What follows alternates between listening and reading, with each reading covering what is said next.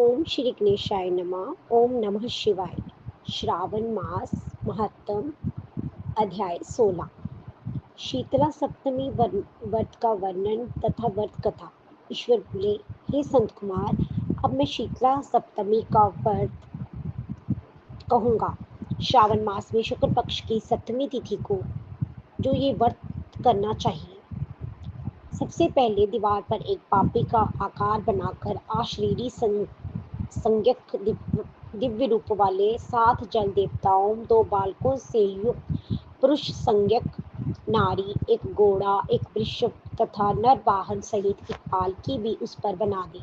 इसके बाद 16 उपचारों से सातों जल देवताओं की पूजा होनी चाहिए। इस व्रत के साधन में ककड़ी और दधि ओदन का नैवेद्य अर्पित करना चाहिए। इसके बाद नैवेद्य के पदार्थों में ब्राह्मण को वायन देना चाहिए। इस प्रकार 7 वर्ष तक इस व्रत को करने के बाद उद्यापन करना चाहिए। इस व्रत में प्रत्येक वर्ष 7 सुवासिनियों को भोजन कराना चाहिए। जल देवताओं की प्रतिमा एक स्वर्ण पात्र में रखकर बालकों सहित एक दिन पहले सायंकाल में भक्तिपूर्वक उनकी पूजा करनी चाहिए। प्रातःकाल पहले ग्रह होम करके देवताओं के निमित्त चरु से होम करना चाहिए। जिसने पहले इस व्रत को किया है उससे जो फल प्राप्त हुआ है उसे आप सुने। सौराष्ट्र देश में शोभन नामक एक नगर था। उसमें सभी धर्मों के प्रति निष्ठा रखने वाला एक साहूकार रहता था। उसने जल रहित एक अत्यंत निर्जन वन में बहुत पैसा खर्च करके शुभ तथा मनोहर सीढ़ियों से युक्त पशुओं को जल पिलाने के लिए सरलता से उतरने चढ़ने योग्य दृढ़ पत्थरों से बंधी हुई तथा लंबे समय तक टिकने वाली एक बावली बनाई। उस बावली के चारों ओर थके राहगीरों के विश्राम के लिए अनेक प्रकार के वृक्षों से शोभायमान एक बाग लगवाया। लेकिन वह बावली सूखी ही रह गई और उसमें एक बूंद पानी नहीं आया। साहूकार सोचने लगा कि मेरा प्रयास व्यर्थ हो गया और व्यर्थ ही धन खर्च किया। इस चिंता में विचार करता हुआ वह साहूकार रात में भी नहीं सो पाया। तब रात्रि में उसके सपन में जल देवता आए। उन्होंने कहा कि हे धनज, जल के आने का उपाय तुम सुनो। यदि तुम हम लोगों के लिए आदरपूर्वक अपने पुत्र की बलि दो तो उसी समय तुम्हारी ये बावली जल से भर जाएगी। ये सपना देख साहूकार ने सुबह अपने पुत्र को बताया। उसके पुत्र का नाम द्रविण था। वह भी धर्म कर्म में आस्था रखने वाला था। वह कहने लगा, आप मुझे जैसे पुत्र के पिता हैं। ये धर्म का कार्य है, इसमें आपको ज्यादा विचार ही नहीं करना चाहिए। ये धर्म ही है जो स्थिर रहेगा और पुत्र आदि सब नश्वर हैं। अल्प मूल्य से महान वस्तु प्राप्त हो रही है, अतः ये कर अति दुर्लभ है। इसमें लाभ ही लाभ है। शीताशु और चंडाशु ये मेरे 2 पुत्र हैं। इनमें से शीताशु नामक जो ज्येष्ठ पुत्र है उसकी बलि बिना कुछ विचार किए आप दे दे। लेकिन पिताजी, घर की स्त्रियों को ये रहस्य कभी ज्ञात नहीं होना चाहिए। उसका उपाय ये है कि इस समय मेरी पत्नी गर्भ से है और इसका प्रसव काल भी निकट है, जिसके लिए वह अपने पिता के घर जाने वाली है। छोटा पुत्र भी उसके साथ जाएगा। हे तात, उस समय ये कार्य निर्विघ्न रूप से संपन्न हो जाएगा। पुत्र की ये बात सुनकर पिता उस पर अत्यधिक प्रसन्न हुए और बोले, हे पुत्र, तुम धन्य हो और मैं भी धन्य हूँ जो कि मैं तुम जैसे पुत्र का मैं पिता बना। इसी बीच सुशीला के घर से उसके पिता का बुलावा आ गया। वह जाने लगी। तब उसके ससुर तथा पति ने कहा कि ये ज्येष्ठ पुत्र हमारे पास ही रहेगा, तुम इस छोटे पुत्र को ले जाओ। इस पर उसने ऐसा ही किया।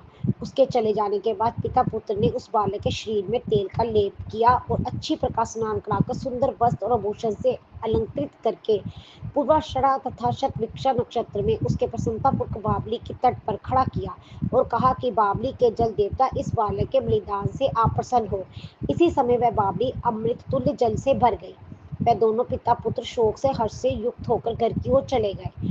सुशीला ने अपने घर में तीसरे पुत्र को जन्म दिया और 3 महीने बाद अपने घर जाने को निकल पड़ी। मार्ग में आते समय वह बावली के पास पहुंची और उस बावली को जल से भरा हुआ देखा तो वह बहुत ही आश्चर्य में पड़ गई।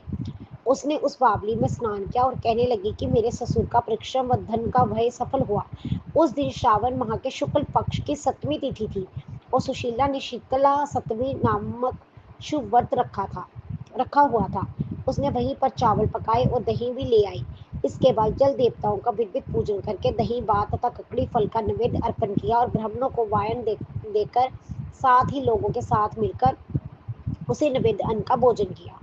उस स्थान से सुशीला का ग्राम एक जोजन की दूरी पर ही स्थित था। कुछ समय बाद वह सुंदर पालकी में बैठे दोनों पुत्रों के साथ वहां से चल पड़ी। तब वह जल देवता कहने लगे कि हमें इसका पुत्र जीवित करके इसे वापस करना चाहिए, क्योंकि इसने हमारा व्रत किया है। साथ ही ये उत्तम बुद्धि रखने वाली स्त्री है, इस व्रत के प्रभाव से इसे नूतन पुत्र देना चाहिए। पहले उत्पन्न पुत्र को यदि हम ग्रहण किए रहेंगे तब हमारी प्रसन्नता का फल ही क्या।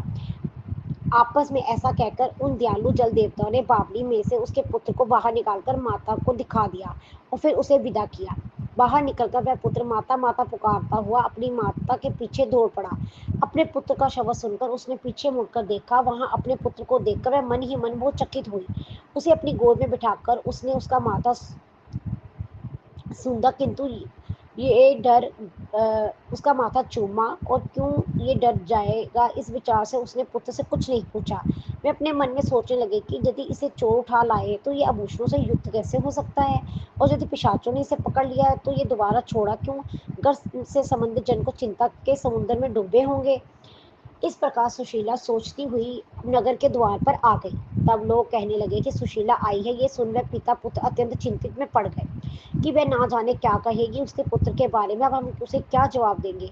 इस बीच वह तीनों पुत्रों के साथ आ गई, और तब ज्येष्ठ बालक को देखकर सुशीला के ससुर तथा पति घोर आश्चर्य में पड़ गए और साथ ही बहुत आनंदित भी हुए।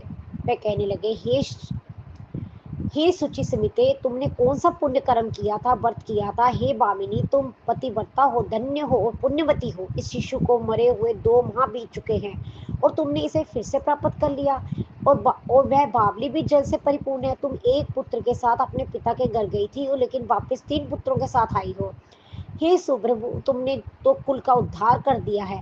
हे शुभाने, मैं तुम्हारी कितनी प्रशंसा करूं। इस प्रकार ससुर ने उसकी प्रशंसा की, पति ने उसे प्रेम पूर्वक देखा और सास ने उसे आनंदित किया।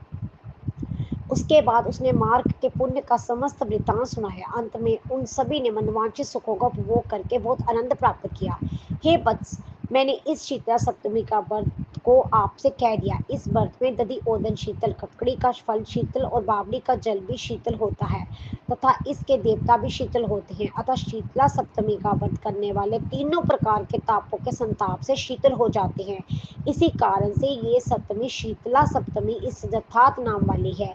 इस प्रकार श्री स्कंद पुराण के अंतर्गत ईश्वर संत कुमार संवाद में श्रावण मास महात्म्य में शीतला सप्तमी व्रत का कथन नामक 16वां अध्याय पूर्ण हुआ। हर हर महादेव।